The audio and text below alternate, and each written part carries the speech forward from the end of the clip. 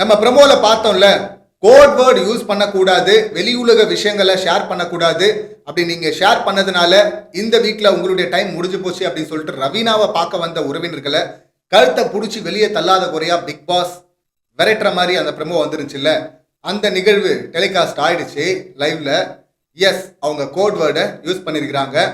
வெங்கி உங்ககிட்ட ஒன்று சொல்ல சொன்னான் அப்படின்னு சொல்லிட்டு அந்த ஆன்டி சொல்றாங்க ரெட் அப்படின்னு. கோட் ரெட்டா அப்படின்னு இங்க ரவீனா சொன்னதும் அவங்க தலையாட்டுறாங்க.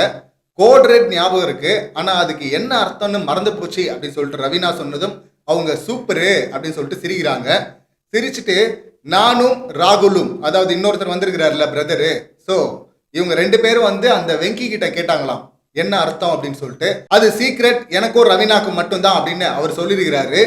இங்க மறந்து போச்சு அப்படின்றதும் பாத்தீங்கன்னா இவங்க சிரிக்கிறாங்க. ஆக்சுவலி ரவீனா வந்து மறந்து போச்சு அப்படின்னு சொன்னது வந்து நம்புற மாதிரிலாம் இல்லை. அவங்க வந்து அதை காமெடியா மாத்துறாங்களாம். இப்ப பிக் பாஸ் மட்டும் குறுக்கிடாம இருந்திருந்தா இந்த விஷயத்த பத்தி லேட் நைட்ல மணி கூட டிஸ்கஸ் பண்ணிருக்க வாய்ப்பு இருக்கு.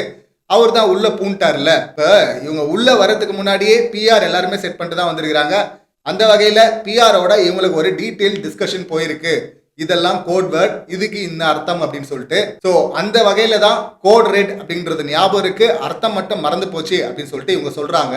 ஞாபகம் இருந்தாலும் அவங்க அப்படித்தானே உருட்டுவாங்க. சீரியஸான விஷயத்துல எல்லாம் காமெடி பண்ணி அப்படியே மழுப்பலாம் அப்படின்னு தானே இவங்க ட்ரை பண்ணுவாங்க. ஒன்னு இதுவா இருக்கலாம், இல்லைன்னா இன்னொரு பாசிபிலிட்டிஸ் என்ன, இங்க ரெட் கொடுத்தது பிரதீப்க்கு கொடுத்தது, அதுல முக்கியமான பங்காற்றினது இந்த ரவீனா. எதிர்பார்க்காத ரொம்ப சாதாரணமான விஷயத்தை எடுத்துட்டு வந்து அப்படியே அந்த டோனை மாத்தி பெரிய தப்பு பண்ணிட்ட மாதிரி ஒன்று பண்ணாங்கல்ல. மற்றவங்க வச்சதெல்லாம் ஃபேக் அலிகேஷன் அப்படின்னு சொல்லிட்டு நமக்கு தெரியும் முன்னாடியே, அதெல்லாம் நம்ம வரிசையாக பார்த்துட்டோம்.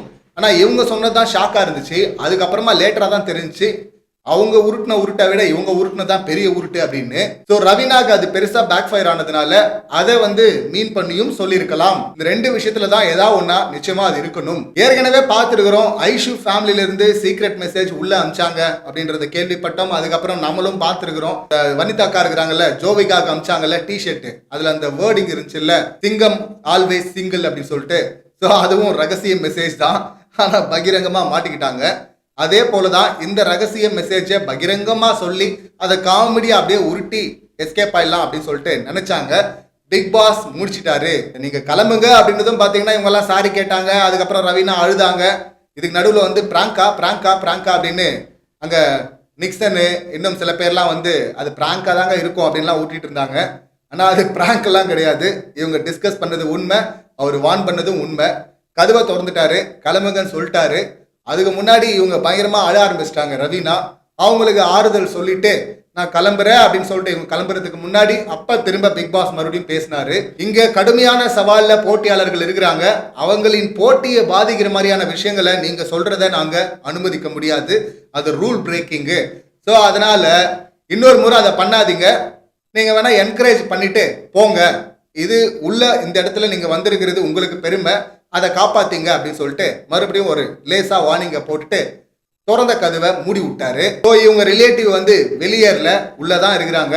அதுக்கு முன்னாடி பாத்தீங்கன்னா மணி ரவீனாவை பயங்கரமா ரோஸ் பண்ணாங்க, தனித்தனியா ரோஸ் பண்ணாங்க, ரெண்டு பேரும் உட்கார வச்சு ரோஸ் பண்ணாங்க. எந்த அளவுக்குன்னா உங்ககிட்ட கொடுத்த ரிங்கை வந்து நீ அவனுக்கு கொடுத்தல, போ எப்பயே வாங்கிட்டு வா, ஓடு ஓடுன்னு விரட்டினாங்க.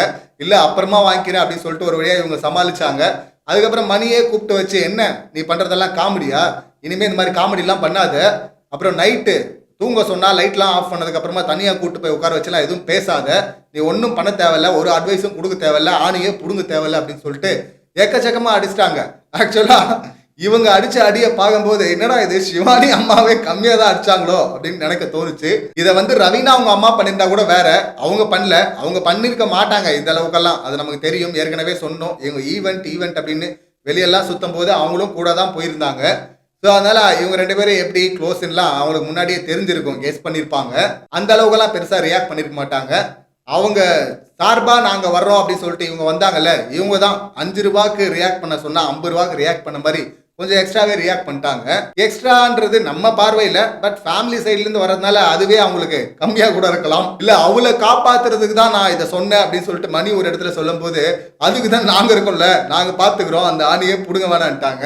ஸோ அந்த அளவுக்கு செம்ம கடுப்புல இருக்கிறாங்க அவங்க. இந்த பக்கம் மணி வந்து தனியா புலம்பிட்டு இருந்தாரு விசித்ரா கிட்ட, இன்னும் நிறைய பேர்கிட்ட. நானும் தப்பு பண்ணிட்டேன், நான் ரொம்ப அட்வைஸ்லாம் பண்ணிருக்கூடாது, ரொம்ப வந்து நான் பேம்பர் பண்ணிருக்கூடாது அப்படின்லாம் புலம்பிட்டு இருந்தாரு. இந்த ஜோடிகள் புலம்புறத பார்க்கும்போது நிக்சனுக்கு பயங்கர சந்தோஷம். அவனும் அந்த ஆன்ட்டி கூட உட்காந்து கொளுத்தி போட்டுருக்கிறான். இவ்வளோ கோவப்படுற ஆன்ட்டி வந்து நீ ஏன் மணி கூட சேர்ற, நிக்சன் கூட சேரலாமேன்றதுதான் நமக்கு பெரிய ஷாக்கா இருந்துச்சு. ஆன்ட்டி ஷோ பாத்தீங்களா இல்லையா, பார்த்துட்டு வந்தா இதெல்லாம் பேசுறீங்களா? மணியா நிக்சனானா மணி எவ்வளவோ பரவாயில்ல அப்படின்னு நம்ம சொல்லலாம். ஷோ பாக்குற எல்லா மக்களுமே அதான் சொல்லுவாங்க. ஆனா இந்த ஆன்ட்டி நடனா அப்படியே அந்தர் பல்ட்டி அடிச்சிட்டு இருக்கிறாங்க. அவங்களுக்கு தெரியல அவங்க ரவீனாக்கு இன்னும் எக்ஸ்ட்ராவா குழி தோன்றுகிறாங்க அப்படின்னு சொல்லிட்டு. இந்த சம்பவங்களை நீங்க எப்படி பாக்குறீங்க அப்படிங்கிற கருத்தை பதிவு பண்ணுங்க. மீண்டும் அடுத்த வீடியோல சந்திக்கலாம். நன்றி, வணக்கம்.